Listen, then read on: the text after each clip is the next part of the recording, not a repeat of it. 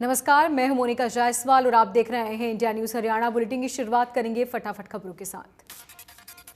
प्रधानमंत्री मोदी उत्तराखंड के हल्द्वानी में 17,500 करोड़ रुपए की 23 परियोजनाओं का उद्घाटन और शिलान्यास करेंगे। पीएम मोदी उधम सिंह नगर जिले में एम्स ऋषिकेश सैटेलाइट सेंटर और पिथौरागढ़ में Jagjivan Ram government medical college की आधारशिला भी रखेंगे। दिल्ली के सीएम अरविंद केजरीवाल चंडीगढ़ पहुंच गए हैं। यहां पर वो नगर निगम चुनाव में हुई जीत के लिए चंडीगढ़ में विक्ट्री मार्च निकालेंगे। ये मार्च दोपहर 22 के अरोमा लाइट पॉइंट से शुरू होकर सेक्टर 23 लाइटों तक जाएगा। चंडीगढ़ एयरपोर्ट से वो यूटी गेस्ट हाउस में रुकेंगे। चंडीगढ़ पहुंचे सीएम केजरीवाल ने कहा कि लोगों ने आम आदमी पार्टी की ईमानदारी राजनीति पर भरोसा किया, पहले चुनाव में ही हमें जिता दिया। केजरीवाल ने कहा कि मेयर के बारे में जल्द बताएंगे। इस दौरान वो ट्रांसपोर्ट से भी मिलेंगे। उन्होंने कहा कि चंडीगढ़ के लोगों का शुक्रिया अदा करने आया हूं।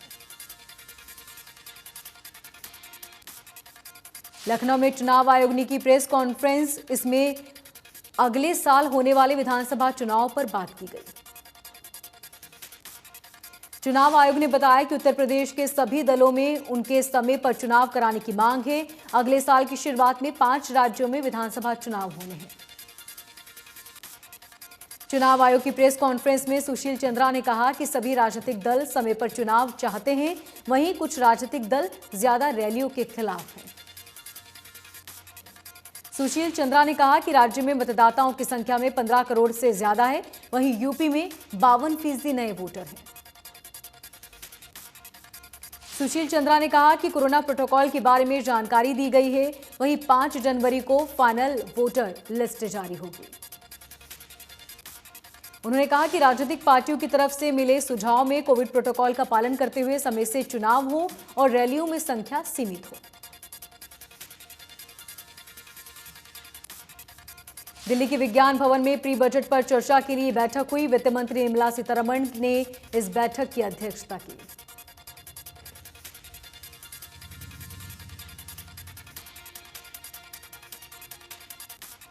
वहीं हिमाचल के सीएम जयराम ठाकुर भी बैठक में शामिल रहे। इसी के साथ छत्तीसगढ़ के सीएम भूपेश बघेल भी शामिल हुए।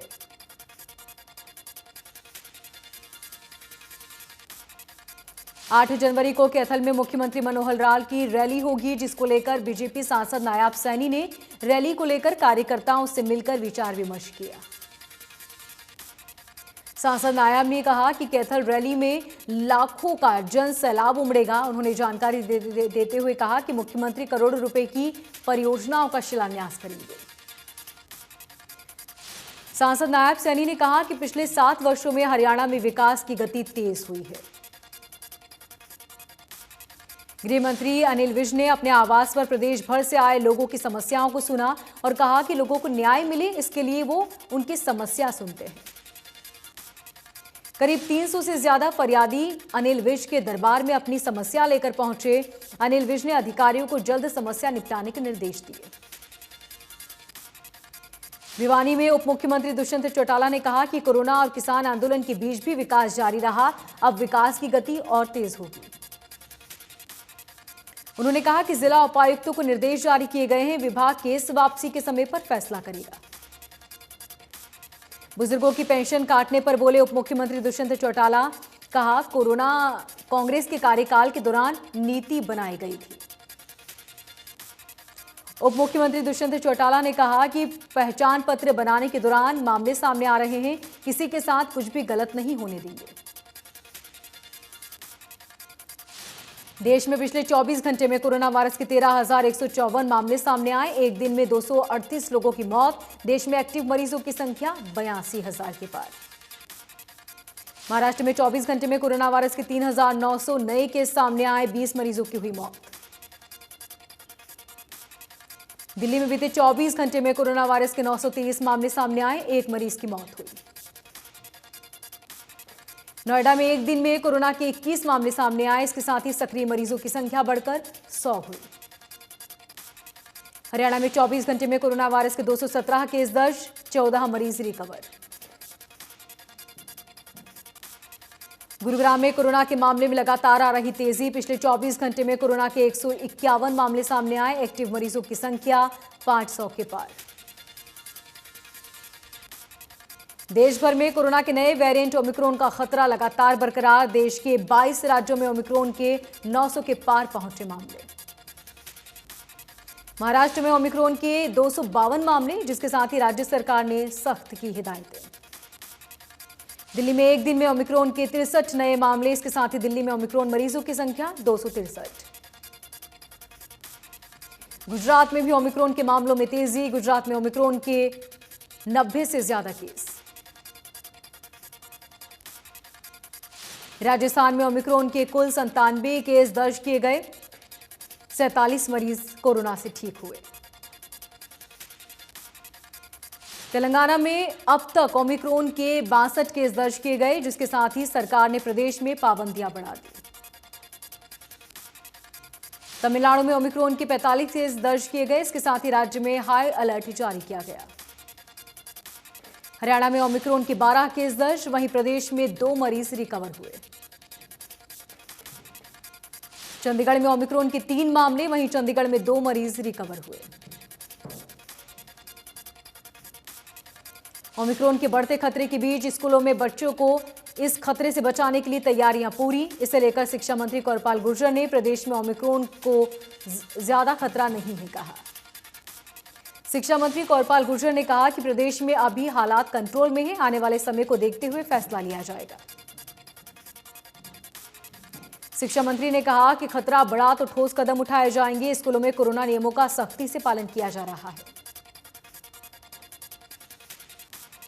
करनाल जिला सचिवालय में उपायुक्त निशांत कुमार यादव, एसपी गंगाराम पुनिया और सिविल सर्जन योगेश शर्मा ने जिले में शिक्षा अधिकारी, उद्योगपतियों और कॉलेज प्रबंधन के साथ कोविड प्रबंधकों को लेकर बैठक की।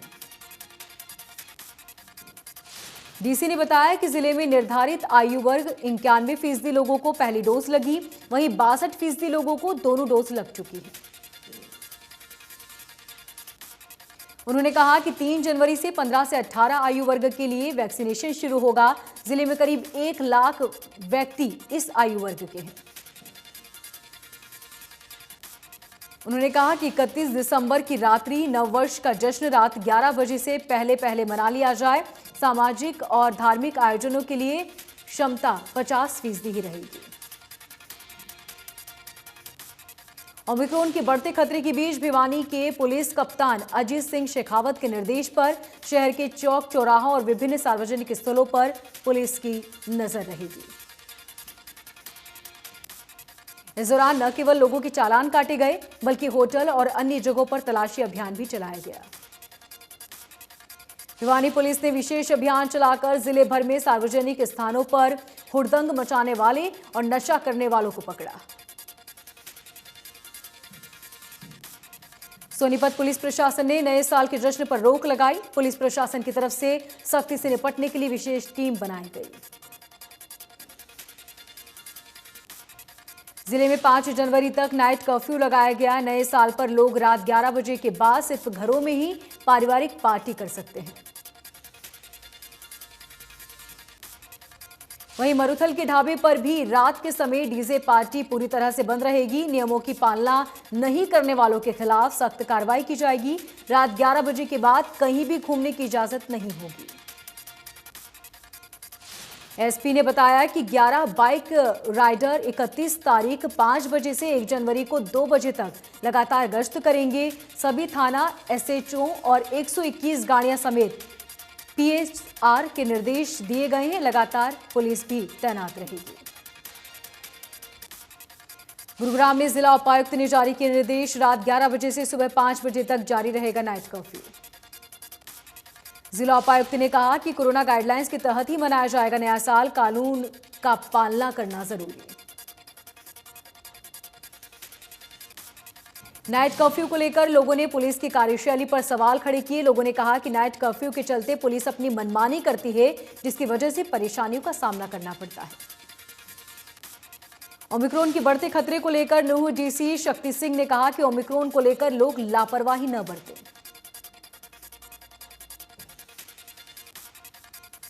ओमिक्रॉन का खतरा बढ़ने और सरकार की तरफ से सख्ती बरतने के बाद अब लोग वैक्सीनेशन के लिए सेंटर्स पर पहुंच रहे हैं।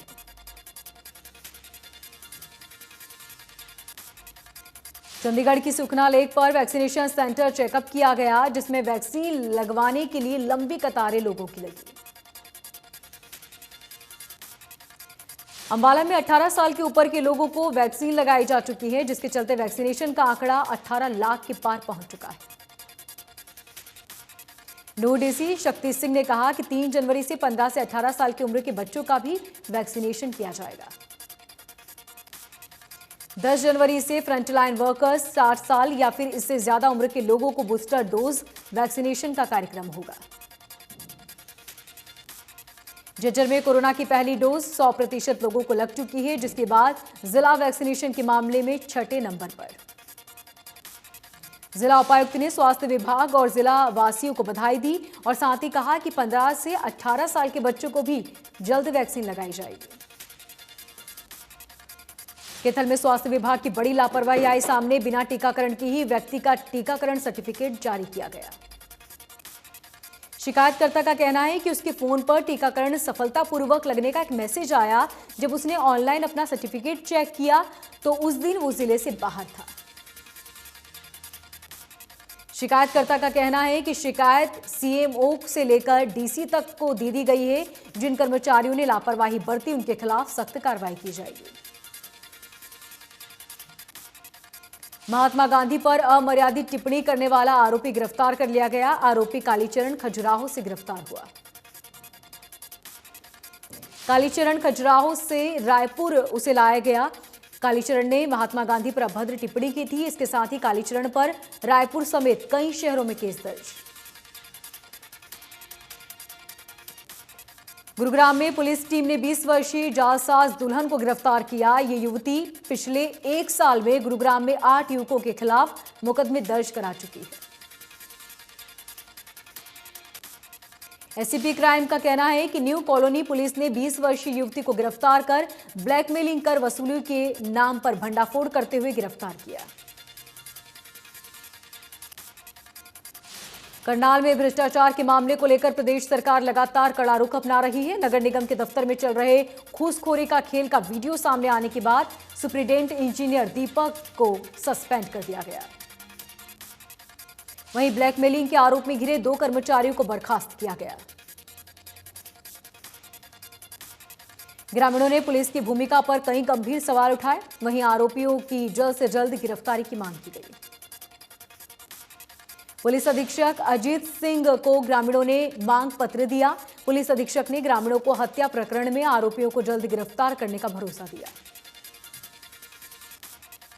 फतेहाबाद में करीब 1 महीने पहले हुई हॉरर किलिंग के मामले में पुलिस ने मृतक के पति ने युवा और महिला संगठन के साथ मिलकर लघु सचिवालय का धरना दिया। 30 नवंबर को गांव की शिक्षा नाम की एक युवती के परिजनों ने उसकी हत्या कर दी थी। युवती ने गांव के ही अनूप नाम के व्यक्ति से प्रेम विवाह किया था। इसी के चलते परिजन नाराज थे। परिजनों द्वारा युवती की हत्या करके गांव के शमशान घाट में दाह संस्कार का प्रयास भी किया गया था, लेकिन पुलिस ने मौके पर पहुंचकर शव को कब्जे में ले लिया।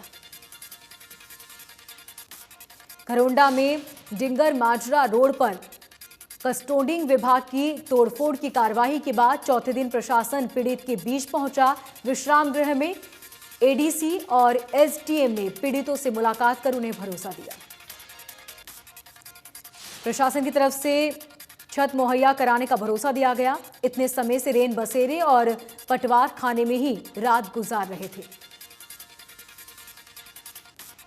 वहीं सरकारी जमीन पर सुविधा देने और गलत रजिस्ट्रियां कराने वालों के खिलाफ कार्रवाई भी होगी।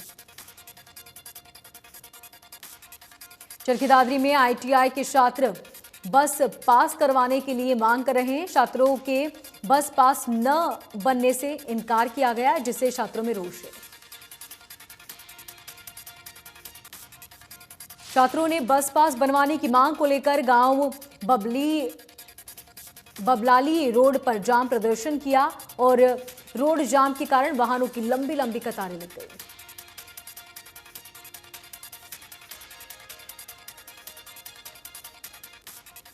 यमुनानगर के टोल प्लाजा पर 4 साहिब जादों के पोस्टर फाड़ दिए गए, जिसको लेकर सिख समुदाय ने बुधवार को यमुनानगर के गधोला टोल प्लाजा पर जाम लगा दिया। वहीं सिख समुदाय की तरफ से फैसला लिया गया कि टोल प्लाजा कर्मचारियों ने जिस तरीके से 4 साहिबजादा के पोस्टर फाड़े, उसको लेकर 1 साल के लिए टोल प्लाजा पर 4 साहिबजादों का बड़ा फ्लैक्स लगाया जाएगा।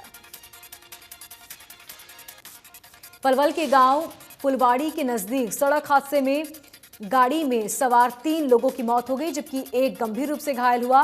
मौके पर पहुंची पुलिस ने शवों को कब्जे में लेकर पोस्टमार्टम के लिए भेजा। हादसे में 2 मृतकों और घायलों की पहचान हो चुकी है। घटना के बाद आसपास के ग्रामीणों ने हाईवे जाम कर दिया। वहीं पुलिस के अधिकारियों की समझाइश के बाद जाम खोला गया। फरीदाबाद में ताऊ के लड़के ने चचेरे भाई को मौत के घाट उतारा। आरोपी ने धारदार हथियारों से युवक पर वार किए। पाखल गांव में चचेरे भाई पर जानलेवा हमला हुआ। जानलेवा हमले का पूरा वीडियो सीसीटीवी में कैद।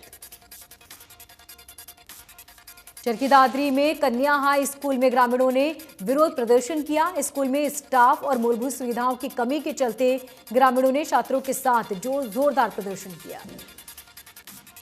ग्रामीणों ने आरोप लगाया कि अधिकारियों को कई बार इससे अवगत कराया, बावजूद इसके परेशानियां जस की तस बनी हुई है।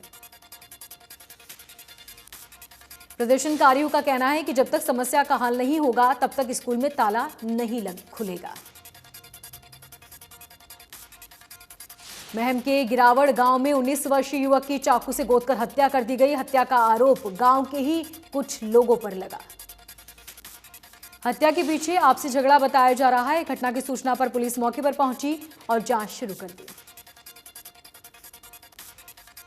युवक 12वीं कक्षा का छात्र था। जब वो घर लौट रहा था तो कुछ युवकों ने उस पर चाकू से हमला कर दिया और मौके से फरार हो गए।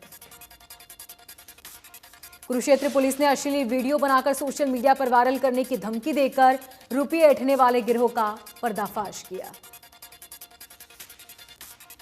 जम्मू कश्मीर में जैश-ए मोहम्मद के 6 आतंकी 2 अलग अलग मुठभेड़ में मारे गए आतंकियों में से 4 की पहचान हो चुकी है।